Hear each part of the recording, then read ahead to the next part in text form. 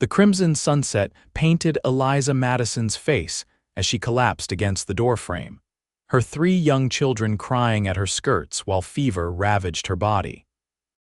It was 1875 in Rhyolite, Nevada, a mining settlement that had sprung up like a stubborn weed in the harsh desert landscape, and for Eliza, a widow of 8 months, the illness that had swept through her slender frame threatened not just her life but the very survival of her children. "Mama, I'm hungry," whimpered 5-year-old Emma, tugging at Eliza's sweat-dampened dress. 3-year-old Thomas clutched his older sister's hand while baby Sarah, barely a year old, wailed from the makeshift cradle inside their modest cabin. Eliza's vision swam as she struggled to stand upright. The food stores were running low, and she hadn't been able to prepare a proper meal in 2 days. Her neighbors had their own troubles, and the nearest doctor was in Carson City, a journey she couldn't possibly undertake in her condition. With trembling hands, she brushed back Emma's golden curls. "Just a moment, sweetie," she whispered, though her parched throat made the words come out as a painful rasp. Mama just needs to. The world tilted sideways, and Eliza felt herself falling. The last thing she saw before darkness claimed her was the alarmed face of her daughter and the silhouette of a tall figure rushing toward their cabin. Kyle Vaughn had only been in Rhyolite for 3 weeks. He drifted into town after 5 years working cattle drives from Texas to Kansas, his only companions a reliable stallion named Thunder, and the rifle that had saved his life more times than he cared to count. At 32, he'd seen enough of the country to know that the Nevada territory was as good a place as any to try putting down shallow roots before the familiar restlessness inevitably took hold again. He'd taken a job at the Silver Peak mine, but was riding back from delivering a message to a neighboring claim when he saw the Madison woman collapse on her doorstep. Kyle had noticed her before it was hard not to in a town this size, especially a widow with 3 young ones, but they'd never exchanged more than polite nods. The children's screams propelled him from his horse before he'd made a conscious decision. Within moments, he was gathering the unconscious woman into his arms, alarmed by the heat radiating from her slender frame. "It's all right," he told the terrified children, though he wasn't certain of that at all. "Your mama's just taken ill. I'm going to help her inside." "She's been sick for days," the oldest girl said, tears streaming down her dirt-smudged face. "And we're so hungry." Kyle's heart clenched at the simple declaration. He carried Eliza to the narrow bed in the corner of the 1-room cabin, noting the sparseness of their belongings. The place was clean but desperately poor, the fate of many widows in mining towns where men died with alarming regularity. "When's the last time you all ate?" he asked, pressing a hand to Eliza's forehead and wincing at the burning heat he found there. "Yesterday morning," the girl replied. "Mama made us the last of the porridge. She said she wasn't hungry, but I think she just wanted us to have it." Kyle took a deep breath. He wasn't much of a nurturing sort, had never had reason to be, but he couldn't walk away from this situation. "What's your name, little lady?" he asked, straightening to his full height. "Emma Madison, sir. That's my brother Thomas and my baby sister Sarah." "Well, Emma Madison, I'm Kyle Vaughn. I'm going to take care of your mama and get you all something to eat. Can you fetch some water from the pump while I see what I can find in your pantry?" The relief in the child's eyes was answer enough. Kyle turned his attention to the small shelves that served as the family's food storage. As he'd feared, they were nearly bare a handful of dried beans, a small sack of flour with more weevils than grain, and a few wrinkled potatoes. Nothing that would sustain 3 growing children and help their mother recover. He returned to check on Eliza, who was now shivering despite the warmth of the evening. She needed medicine and these children needed food. He made his decision quickly. "Emma, can you and your brother stay with your mama for a short while? I need to fetch some things from town." The girl nodded solemnly. "We'll take care of her, mister." Kyle squeezed her shoulder. "I'll be back before you know it." An hour later, Kyle returned with his saddlebags bulging. He'd cleaned out his meager savings at the general store, purchasing medicine, food supplies, and a few toys to distract the children. The storekeeper's wife, Mrs. Patterson, had thrown in a jar of her preserves when she learned who it was for. Poor Eliza, she'd clucked. Lost her Matthew to that cave in last winter. Been struggling ever since, proud as she is. Kyle set to work immediately. He built up the fire in the small stove and set water to boil, both for soup and for the cold compresses Eliza needed. While the children watched with wide eyes, he efficiently peeled potatoes and carrots, sliced salt pork, and created a hearty stew that soon filled the cabin with tempting aromas. "Have you always known how to cook, Mr. Vaughn?" Emma asked, sitting at the small table with Thomas as they watched him work. Kyle chuckled. "When you spend years on cattle drives, you learn to cook or you starve. I wasn't always good at it, burned more beans than I care to admit, but a man called Old Pete took pity on me and taught me a few things." He fed the children first, making sure they ate slowly after their long fast. The baby was trickier. Sarah wasn't interested in the mashed potatoes he offered and kept turning her face away. After several failed attempts, Kyle fashioned a makeshift bottle from a clean cloth dipped in warm milk sweetened with a bit of sugar. The infant accepted this solution, sucking eagerly while Kyle awkwardly cradled her in one arm. With the children fed, he turned his attention to their mother. Eliza remained unconscious, her breathing shallow and uneven. Kyle bathed her fevered brow with cool cloths, then gently lifted her head to administer the fever medicine he'd purchased. Most of it dribbled down her chin, but he persisted until she swallowed a sufficient dose. Night fell and Kyle realized he couldn't leave them. Emma and Thomas eventually fell asleep on their shared pallet, and the baby dozed in a drawer lined with blankets that served as her bed. Kyle settled into the single chair, prepared for a long vigil. It was past midnight when Eliza stirred. Her eyelids fluttered open, revealing confused hazel eyes that widened with alarm when they focused on the strange man sitting beside her bed. "Who?" she began, her voice barely audible. "Name's Kyle Vaughn, madam. You collapsed earlier today. Your children are fine fed and sleeping soundly." Eliza tried to sit up but fell back weakly. "My babies." "Right over there," Kyle assured her, gesturing to the sleeping forms. "They've been real brave." Tears welled in Eliza's eyes. "I couldn't feed them. I tried, but I was so dizzy. Don't worry about that now. You need to rest and get your strength back." He offered her a cup of water, supporting her head as she drank greedily. "Thank you," she whispered. "But I can't impose. It's no imposition, Mrs. Madison. I've got nowhere pressing to be." That wasn't entirely true. Kyle was expected at the mine at dawn, but he'd figure something out. He couldn't leave this woman and her children without help. Eliza's eyes were already drifting closed again, the medicine taking effect. "The children, I'll look after them," Kyle promised. "You just focus on getting well." As dawn broke, Kyle was still in the chair, his neck stiff from the awkward position. Emma was the first to wake, her small face serious as she checked on her mother. "She's still sleeping," the girl whispered. "That's good. The medicine helps her heal while she sleeps," Kyle explained. He stood and stretched.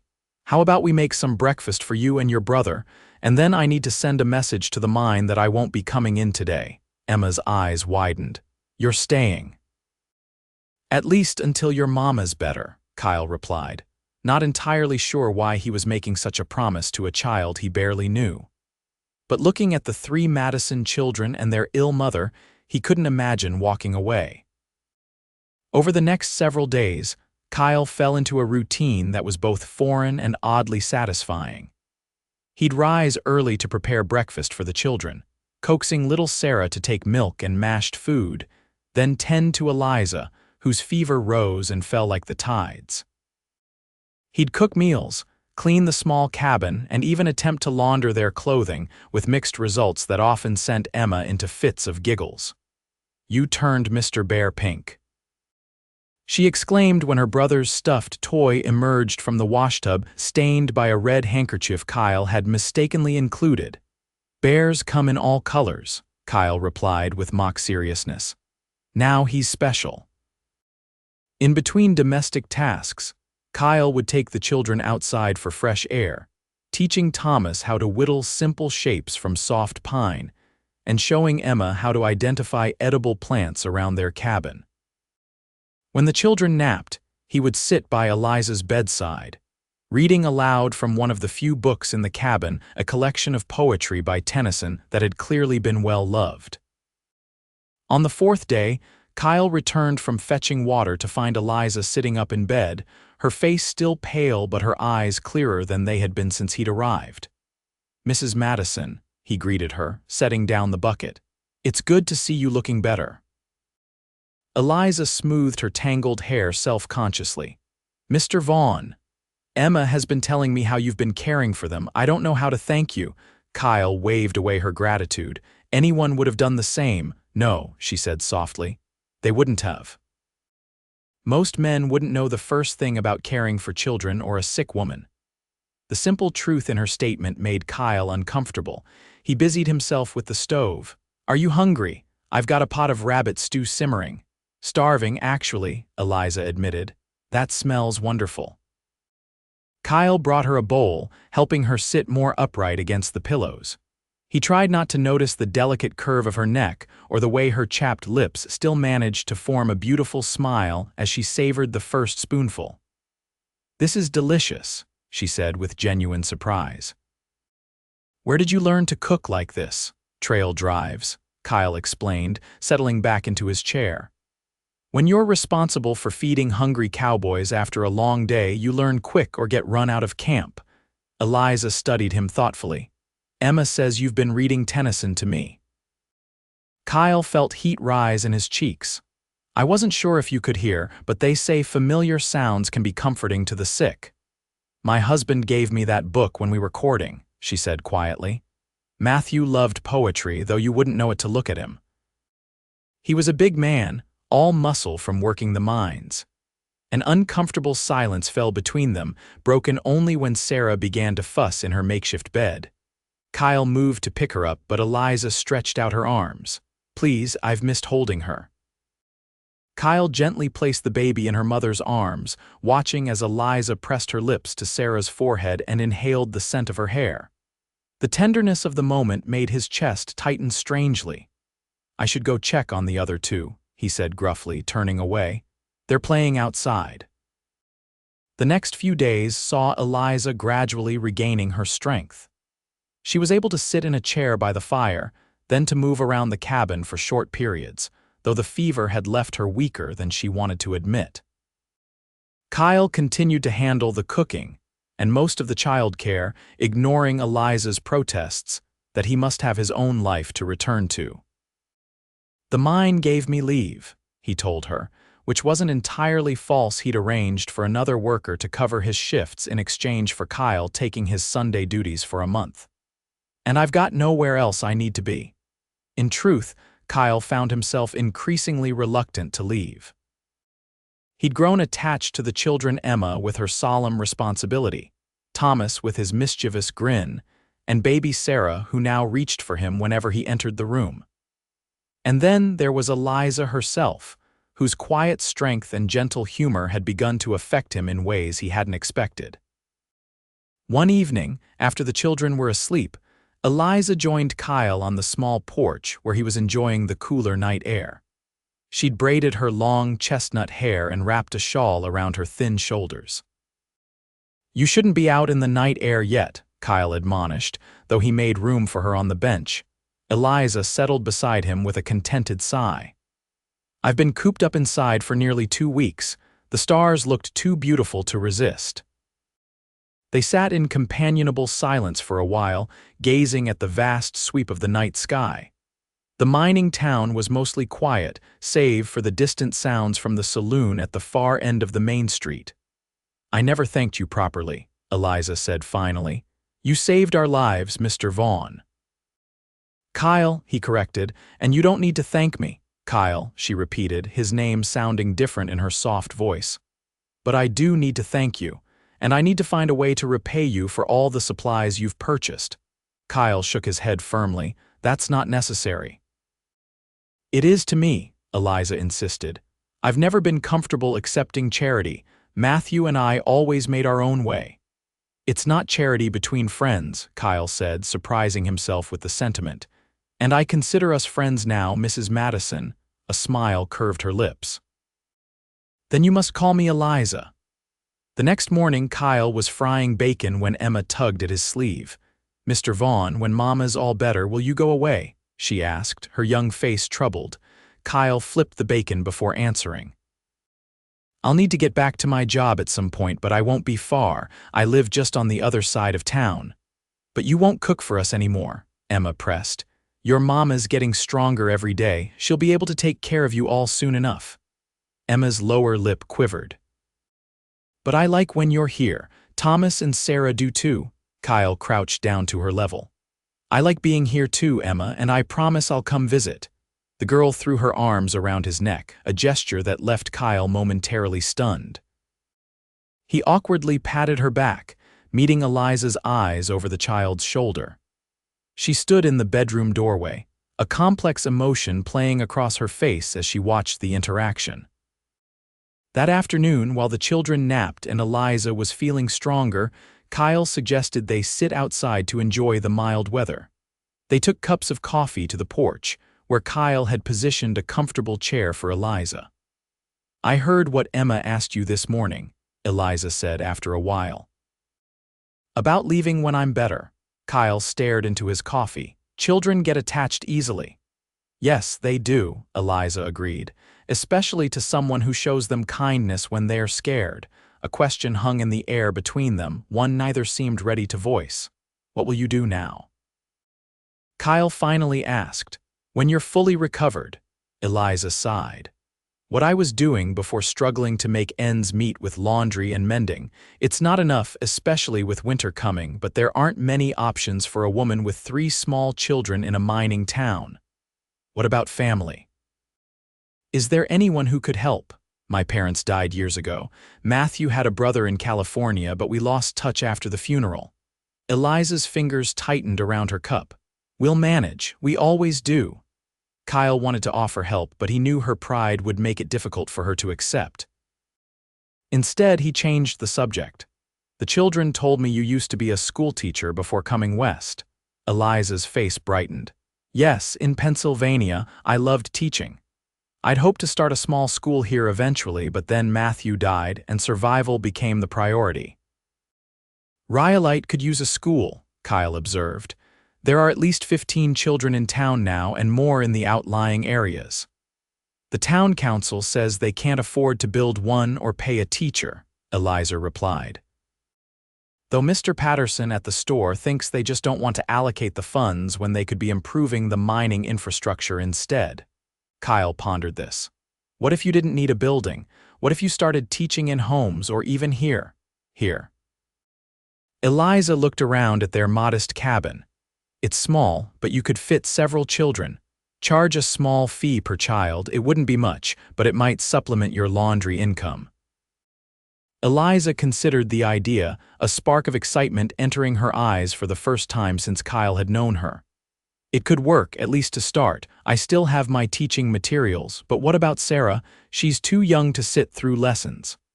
"I could watch her," Kyle said without thinking.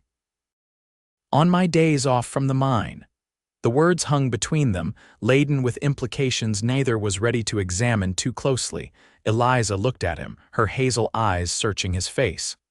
"Why are you doing all this, Kyle? You don't even know us." It was a fair question, one Kyle had asked himself many times over the past 2 weeks. He was a drifter by nature, never staying in one place long enough to form attachments. Yet here he was, imagining a future that included this woman and her children. "I'm not entirely sure," he answered honestly, "but I'd like to find out if you're willing." A flush of color rose in Eliza's pale cheeks. She looked away, but not before Kyle caught the small smile that curved her lips. "I think I'd like that too," she said softly. As the days passed, Eliza continued to regain her strength, gradually assuming more of the household duties, though Kyle insisted on continuing to prepare most of the meals. They fell into a comfortable routine, with Kyle leaving in the mornings for his shifts at the mine and returning in the evenings to have dinner with the family. The children had fully embraced his presence, with Thomas following him everywhere and Emma eagerly sharing her reading progress each day. Baby Sarah would bounce and squeal with delight whenever Kyle walked through the door, holding out her chubby arms to be lifted. For Kyle, who had spent his adult life avoiding permanence, the pull of this ready-made family was both terrifying and exhilarating.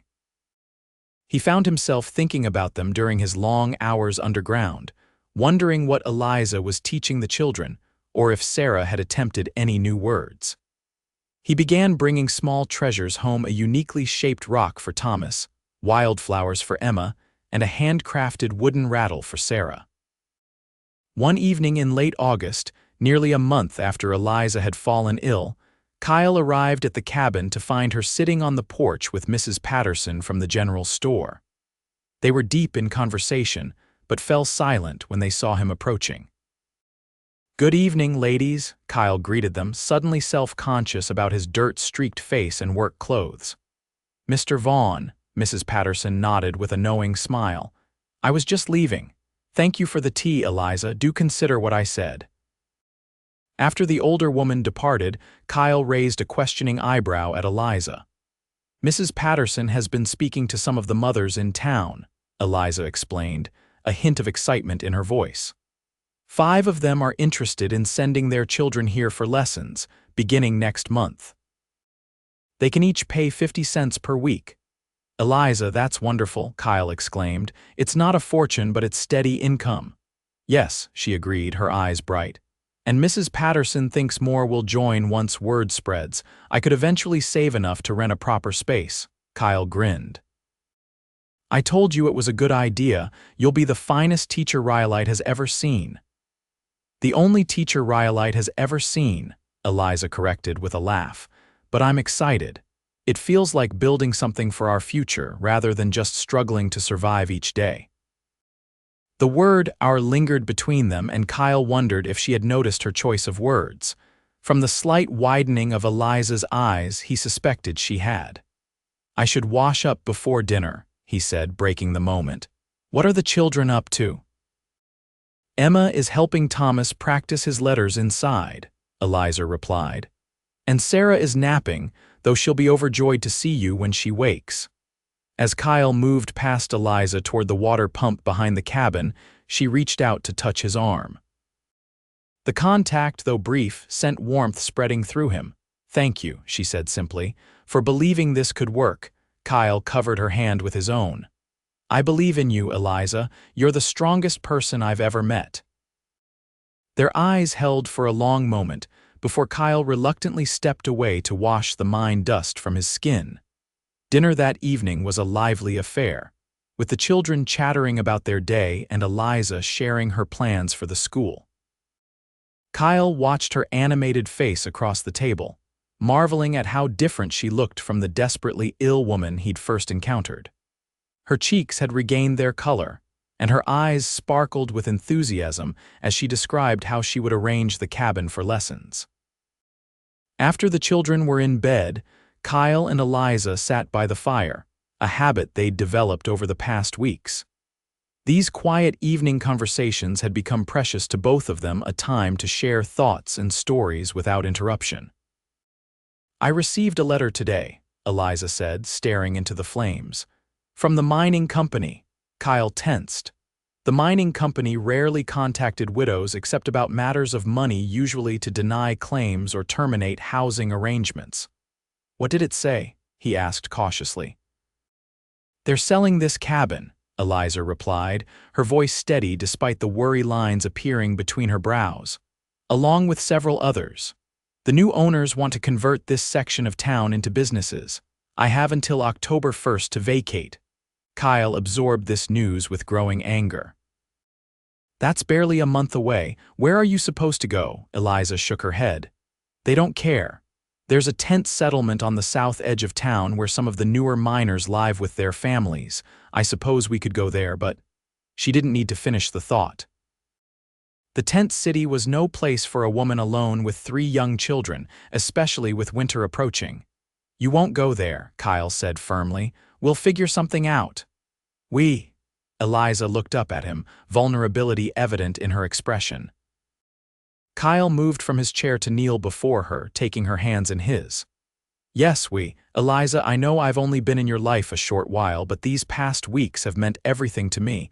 You and the children, you've become my family. Tears welled in Eliza's eyes. Kyle. Let me finish, he said gently. I've spent my whole life running from attachments, never staying in one place long enough to put down roots. But something happened when I carried you into this cabin that day. For the first time, I found someone I don't want to leave behind. A tear slipped down Eliza's cheek. Kyle reached up to brush it away with his thumb, letting his hand linger against her soft skin. I'm not a wealthy man, he continued, but I've been saving most of my wages. I have enough for a down payment on a small place at the edge of town. Old man Simmons is selling his cabin. It's bigger than this one, with 2 proper bedrooms and some land for a garden. Kyle, I can't let you spend your savings on us, Eliza protested. You wouldn't be letting me do anything, Kyle replied with a smile. I'm asking you to marry me, Eliza Madison. I'm asking if you'll let me be a father to your children and a husband to you. I know it's sudden, and I know your heart still holds Matthew's memory, but I believe we could build a good life together. Eliza's breath caught. You want to marry me? More than I've ever wanted anything, Kyle admitted. I love you, Eliza. I love your strength, your kindness, your determination. I love the way you read to the children each night and the way you laugh at my terrible jokes. I even love how stubborn you are about accepting help. A watery laugh escaped her. I'm not that stubborn. You are, Kyle insisted with a grin, but it's part of your charm. Eliza's expression grew serious. What about your wandering spirit? Won't you come to resent being tied down to a ready-made family? Kyle shook his head. I've done my wandering, found out it was loneliness, not freedom. What I feel with you and the children, the belonging, that's what I've been searching for all along. The children already adore you, Eliza said softly, and she paused, taking a deep breath. I've been fighting my feelings because it seemed too soon after Matthew, because I was afraid you'd leave, because accepting help meant admitting I couldn't do it all on my own. And now, Kyle prompted, his heart hammering in his chest. Now I know that loving again doesn't diminish what Matthew and I shared. It honors it. He would want us to be happy and cared for. Eliza squeezed Kyle's hands. And I know that accepting help from someone who loves you isn't weakness, it's wisdom. Is that a yes? Kyle asked, hardly daring to hope.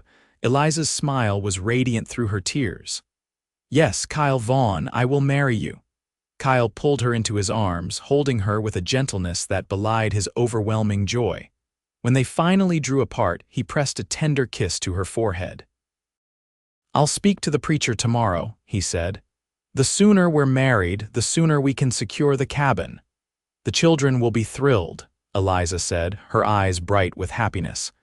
Especially Emma, she's been asking if you could be their new papa. Kyle felt his throat tighten with emotion. Nothing would make me prouder. The following morning, Kyle awoke early, eager to begin arrangements for their future. He stopped by the preacher's house before his shift at the mine, securing a wedding date for the following Sunday. Afterward, he visited Old Man Simmons, making a handshake agreement on the cabin with a promise to bring the down payment the next day. Throughout his shift underground, Kyle found himself smiling despite the backbreaking labor. His fellow miners noticed the change. What's got into you, Vaughn? Asked Harley, an older miner who worked the same section. You're grinning like you struck gold. Better than gold, Kyle replied. I'm getting married on Sunday. This announcement was met with whoops and congratulatory slaps on the back. Word spread quickly through the mine, and by the end of the shift, Kyle had received countless handshakes and good-natured ribbing about trading his freedom for matrimony. To the Madison widow, ain't it? Harley asked as they emerged into the late afternoon sunlight. You've been sweet on her since you helped her through that fever, Kyle nodded, not bothering to deny it. She and the children are the best things that ever happened to me. Well, you better clean up proper for Sunday, Harley advised. Can't have you looking like a coal rat when you say your vows. When Kyle arrived at the cabin that evening, he found Eliza sitting with the children, apparently in the middle of explaining the upcoming changes. And so Mr. Vaughn has asked if he can be part of our family, she was saying.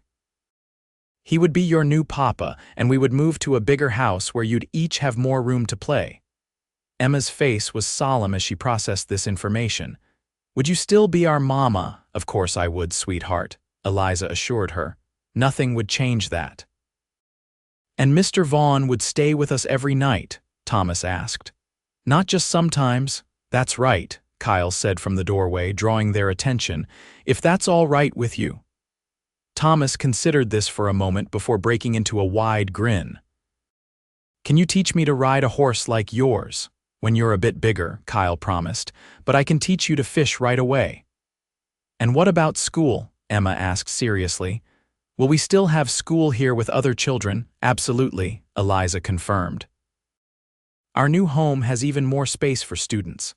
Emma nodded, apparently satisfied. She slid from her chair and walked over to Kyle, her small face upturned. I think you'll be a good papa, she declared. You make Mama smile and you don't burn the porridge like she sometimes does. Kyle fought back a laugh at Eliza's indignant expression. He crouched to Emma's level. I'll try my best to be a good papa to you, Emma, and to Thomas and Sarah too. I know, the girl said with childish certainty. You already take care of us. From her place in Eliza's lap, Sarah babbled happily, reaching chubby arms toward Kyle. He moved to take her, marveling at the easy acceptance children offered once they felt safe and loved. The days leading up to the wedding passed in a whirlwind of activity. Kyle and Eliza signed papers for the new cabin, spending every spare moment preparing it for their family. The mining town's residents, once they heard the news, rallied around them with surprising generosity. Mrs. Patterson organized a group of women to sew new curtains and bed linens. The blacksmith crafted a proper bed frame as a wedding gift. Even the saloon owner contributed, sending over a rocking chair he claimed was taking up space in the storeroom. By Saturday evening, the new cabin was ready. It was simple but comfortable, with sturdy walls that would keep out the coming winter winds and a stone fireplace that would provide ample warmth. The front room was arranged to accommodate Eliza's future students, with a large table and benches that could be moved aside when school wasn't in session. The kitchen had a proper stove, not just the small cook stove they'd been using, and shelves lined an entire wall, ready for food stores and cooking supplies. Kyle had insisted on one particular addition, a small bookshelf in the main room, which he had filled with books purchased from traveling salesmen and ordered from Carson City. Alongside Eliza's treasured Tennyson now sat volumes of history, science, and children's tales. They'll need more than mining to build their futures, he'd explained when Eliza questioned the expense. Books open doors that picks and shovels never can. On Sunday morning, the small church in Rhyolite was filled to capacity. It seemed the entire town had turned out to witness the union of the widow Madison and the miner Vaughn. Emma and Thomas stood proudly beside their mother, with Sarah perched on Mrs. Patterson's hip in the front pew.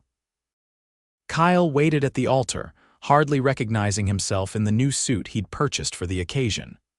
When the door opened and Eliza appeared, his breath caught in his throat. She wore a simple blue dress that matched her eyes, with wildflowers woven into her braided hair. She looked radiant not because of any finery, but because of the joy that illuminated her face as their eyes met across the church. The ceremony was brief but meaningful. They exchanged vows they had written themselves, promising not just love and fidelity but partnership and mutual respect. When the preacher pronounced them husband and wife, Kyle kissed Eliza with a tenderness that belied the passion he felt, mindful of their young audience. The entire town celebrated with them afterward, with a feast laid out in the open area behind the church. There was music from miners who had brought instruments, dancing that grew increasingly enthusiastic as the afternoon wore on, and more good wishes than Kyle had received in his entire life combined. As the celebration continued, Kyle found a moment alone with his new wife, drawing her away from the crowd to the shade of a cottonwood tree. "Mrs. Vaughn," he said, testing the name on his tongue. "How does it sound to you?" Eliza leaned into his embrace. "Like the beginning of a wonderful adventure." "I never thought I'd find this," Kyle admitted, pressing his lips to her temple. "A family, a home, a purpose beyond just surviving until tomorrow. Nor did I after Matthew died," Eliza replied softly. "I thought that part of my life was over, that all that remained was ensuring the children survived to adulthood." Kyle tightened his arms around her.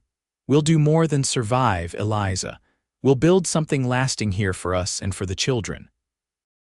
As the sun began to set, they gathered their tired children and walked as a family to their new home. Emma and Thomas ran ahead, eager to claim their new room while Kyle carried a sleeping Sarah. Eliza walked beside him, her hand linked with his. When they reached the cabin, Kyle stopped at the threshold.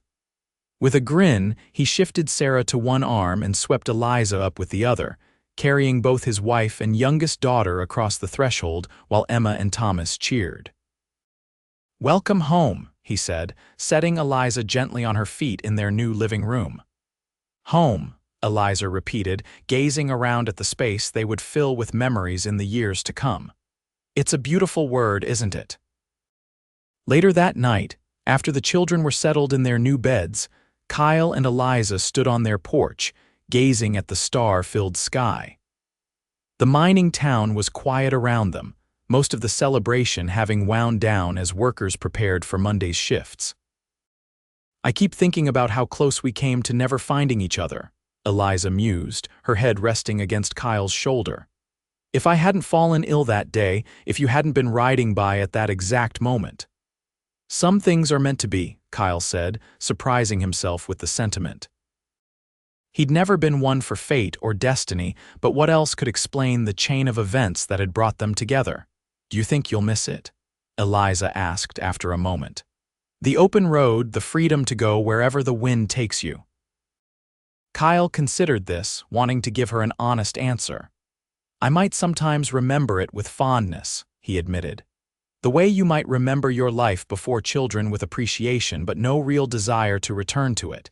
He turned to face her, taking both her hands in his. "The road was never going anywhere in particular, Eliza. It was just away from the emptiness I carried inside. Now that emptiness is gone, filled with you and Emma and Thomas and Sarah, with our life together." Eliza's eyes shimmered in the moonlight.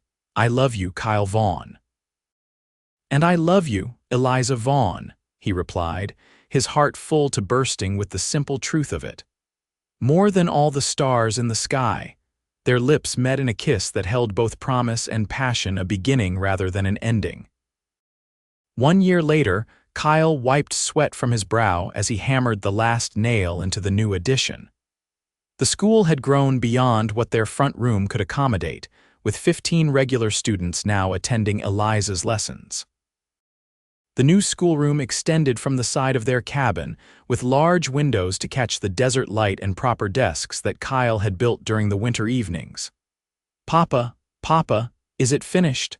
Thomas called, racing around the corner of the cabin with his fishing pole in hand. At 4 years old, he was a bundle of energy, rarely still unless absorbed in one of the books Kyle read to him each night. "Just about," Kyle replied, ruffling the boy's hair. "We'll paint it next week when the wood has had time to settle. Can we go fishing now? You promised." Kyle glanced at the sun's position. "Let me check with your mama first. Where are your sisters?" "Emma's helping with the baby and Sarah is taking a nap," Thomas reported dutifully. The mention of the baby brought a smile to Kyle's face.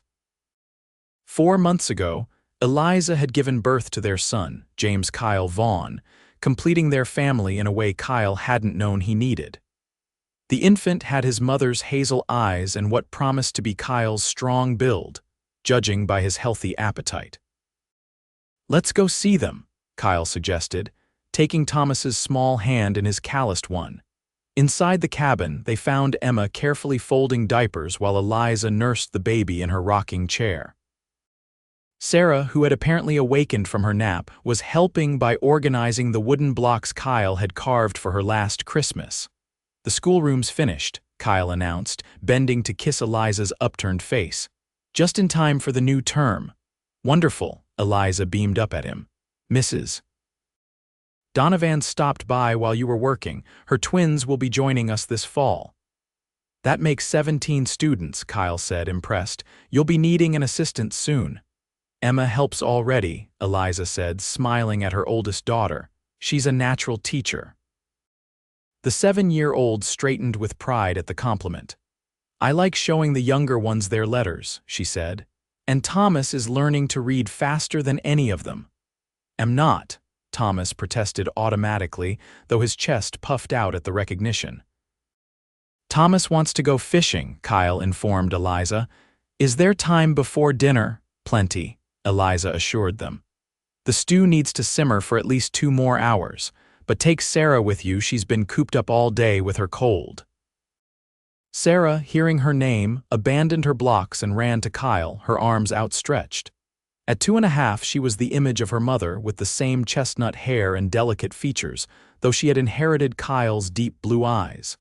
"Fish, fish," she exclaimed, clapping her hands. Kyle lifted her into his arms. "Fishing it is, then. Want to come, Emma?" The older girl hesitated, then shook her head. "I'll stay with Mama and the baby. Someone has to finish these diapers." Kyle marveled at how responsible Emma had become in the year since he'd married her mother. She had blossomed under the stability their new family provided, excelling in her studies and developing a natural nurturing instinct toward her younger siblings. After gathering their fishing supplies, Kyle set off toward the creek with Thomas and Sarah, each child holding one of his hands. The familiar trail wound through scrub brush and around boulders, a 15-minute walk that had become one of Kyle's favorite parts of each week. These fishing expeditions gave him time to connect with the children away from the sometimes chaotic household, to teach them about nature and patience, and to answer the endless questions that bubbled from their curious minds. "Papa, why is the sky blue?" Sarah asked, her small voice serious as she contemplated the vast expanse above them. Kyle smiled at the familiar inquiry. It was her favorite question these days. "Well, sweetheart, the sunlight hits tiny particles in the air, and the blue light bounces around more than the other colors. Like my blue ball bounces higher than Thomas's red one." "Something like that," Kyle agreed, impressed by her connection. "You're a smart girl, Sarah Vaughn," the child beamed at the praise. Kyle felt a now familiar surge of love for this little person who had so completely accepted him as her father, though she had been barely more than a baby when he entered her life. At the creek, Kyle helped the children bait their hooks and cast their lines, then settled on a flat rock to supervise. Thomas, already showing skill beyond his years, concentrated intently on his float bobbing in the slow-moving water. Sarah, more interested in the process than the result, sang softly to her worms before allowing Kyle to place them on her hook. As he watched his children enjoying the simple pleasure of a summer afternoon, Kyle reflected on how dramatically his life had changed in just over a year. From a solitary drifter to the head of a household with 5 souls depending on him. From a man with no fixed address to the owner of a growing homestead. From someone running from attachments to a husband and father who couldn't imagine life without the bonds of family. And central to all of it was Eliza, his partner, his lover, his friend. The woman who had been too sick to feed her children and who now ran the only school within 50 miles while raising 4 children and maintaining their home. Her strength continued to amaze him daily.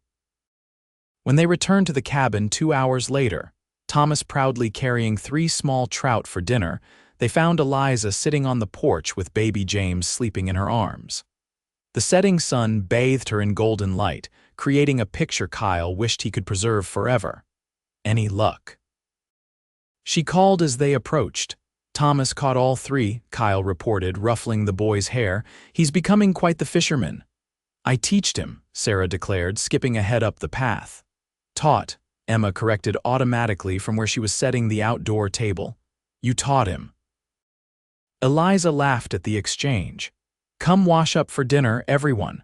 Kyle, can you take James while I finish the biscuits? Kyle gladly accepted the warm bundle of his son, breathing in the sweet baby scent as he cradled him close. James stirred, tiny fingers flexing as he yawned widely before settling back to sleep against his father's broad chest. Dinner was served outdoors to take advantage of the cooling evening air.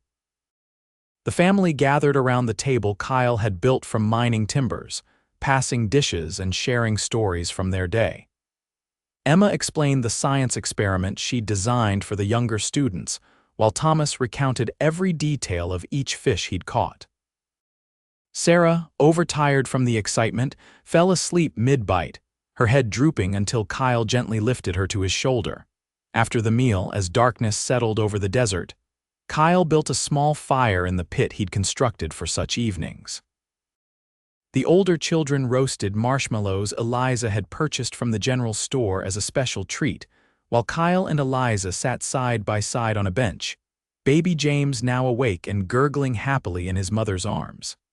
Happy? Kyle asked softly, his arm draped around her shoulders. Eliza leaned into him, her contentment evident in the relaxed curve of her body against his. Completely? You. More than I ever thought possible, he admitted, watching Emma show Thomas how to perfectly toast a marshmallow without burning it. Sometimes I think about that day when I saw you collapse on your doorstep and I can't believe where it led us. Divine intervention, Eliza suggested with a smile, or perhaps just extraordinarily good fortune. Either way, I'm grateful, Kyle said, pressing a kiss to her temple.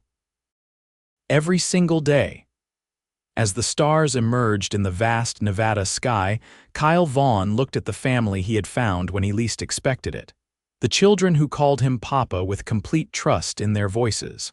The woman who had captured his heart with her courage and grace. The life they had built together from the remnants of hardship and loss.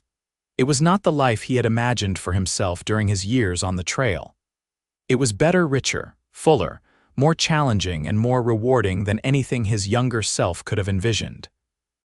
From a simple act of kindness, cooking meals for a sick woman and her hungry children had grown a love that would sustain them through whatever the frontier might bring. And as Kyle gazed at the faces illuminated by firelight, he knew with absolute certainty that he had finally, truly come home.